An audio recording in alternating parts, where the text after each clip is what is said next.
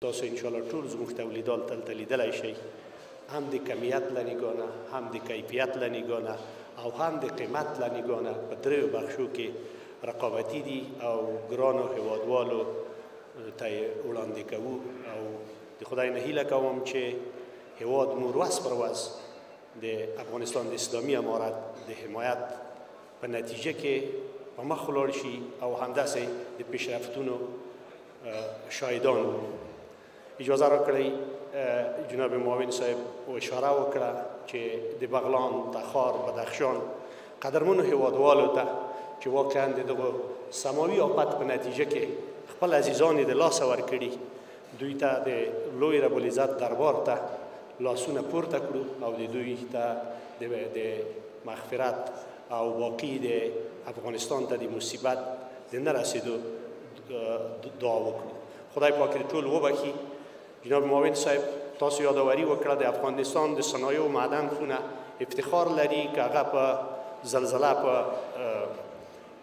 پکتیا کې وه، که هغه د موږ د مهاجرینو راتګ وه، که هغه په هرات کې زلزله راغله، که هغه دا مسایل راغلل، په ټولو کې صنعتکاران الحمدلله پیش قدمه وو چې خپلې مرستې موږ نه دي سپمولې.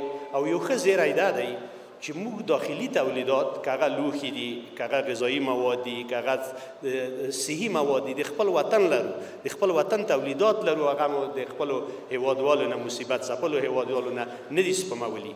په هرات کې تقریبا د افغانستان صنعتکارانو په 80 پورې کورونه جوړ کړل چې پروژه میاشت کې موږ خپلو هیوادوالو ته چې واقعا په یو ډېر حالت بد حالت کې ورته وسپارل.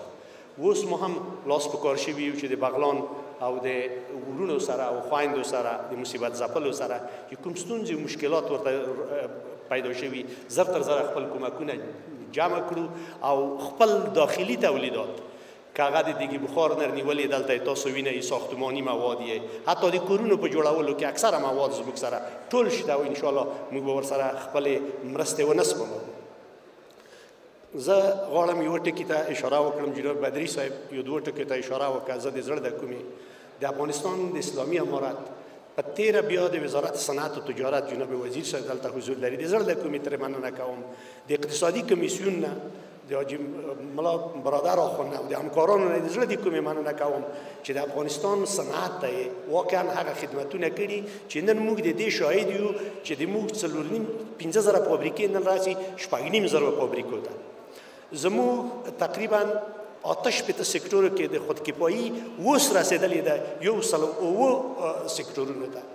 دا د هغې تلاش په نتیجه کې ده او د امارت اسلامي دغو هدف په نتیجه کې چې موږ هغه هدف مشخص دی. هدف د افغانستان د اسلامي امارت او د افغانستان د ټول ولس همدا دی چې موږ یو خودکفا هیواد شو، یو صنعتي هیواد شو. په پخوا کې دا فکر و چې افغانستان صنعتي نشي کېدی.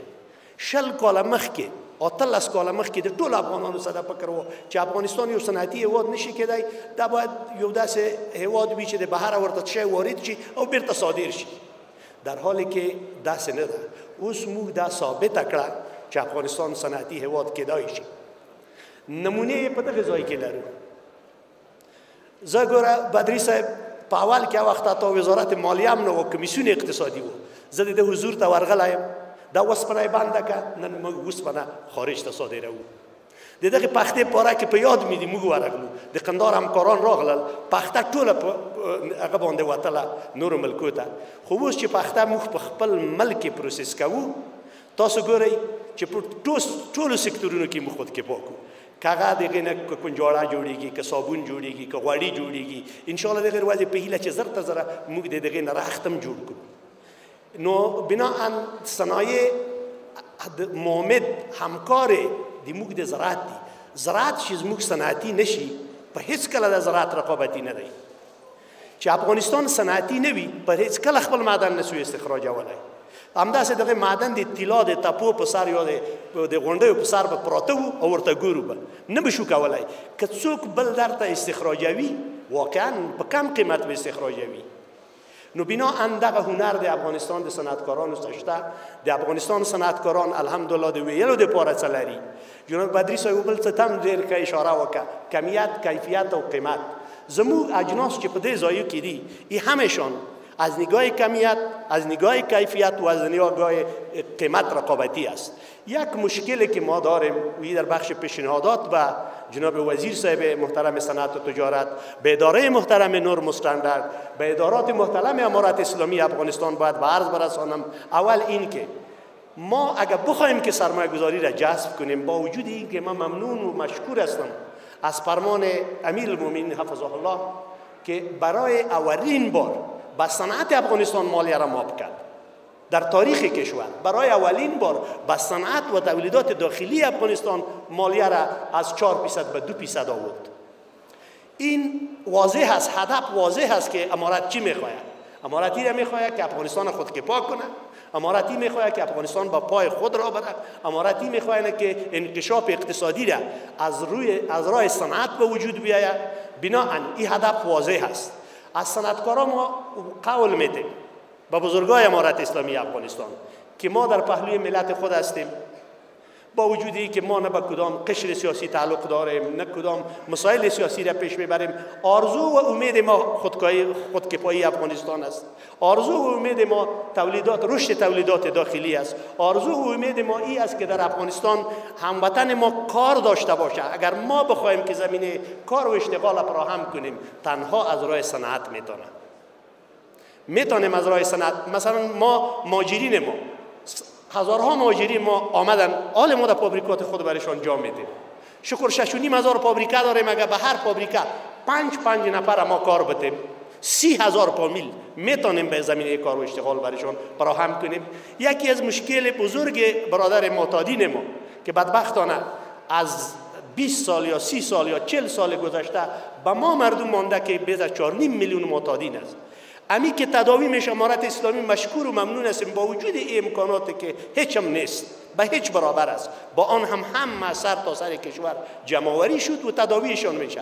وقتی که تداویشان میشه، اینا باز با این مشکل که گرفتار نشه، راه صنعت است و فابریکه ما به اونا کار و زمینه اشتغال فراهم کنیم. اینجا همین صنعتکارای عزیز ما که اینجا حضور داره و ما همینجا که هستیم امیر جذب کردیم در فابریکات خود. در هر فابریکه ما 3 نفر 4 نفر از برادرای ماجرین ما، 3 نفر 4 نفر از برادرای معیوبین ما و معلولین ما و حتی امین مواد مخدر و اینا که معتادین ما جذب کردیم و زمینه کار و اشتغال برشان فراهم کنیم.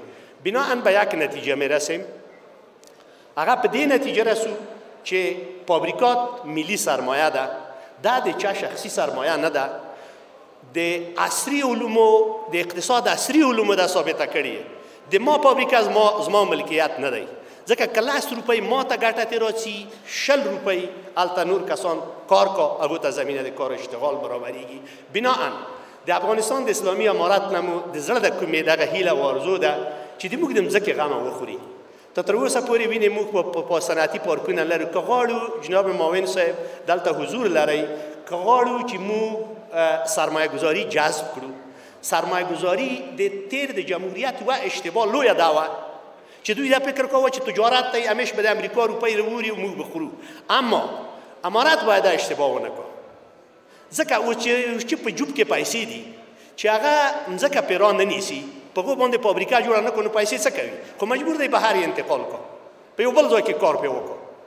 او تاسو ګورئ چې زموږ په همسایه ملکونو کې په دغه ټولو کې مځکه پریده په ډېر کم قیمت باندې یو صنعتکار ته مځکه ورکول کېږي، خو هغه د بلند منزل دپاره ممکن ورنه کړل شي، خو د فابریکې دپاره مځکه په ټوله دنیا کې مفته ده، په ټوله دنیا کې مفته ده، ځکه چې فابریکه ملي سرمایه ده، فابریکه د ټولو ده.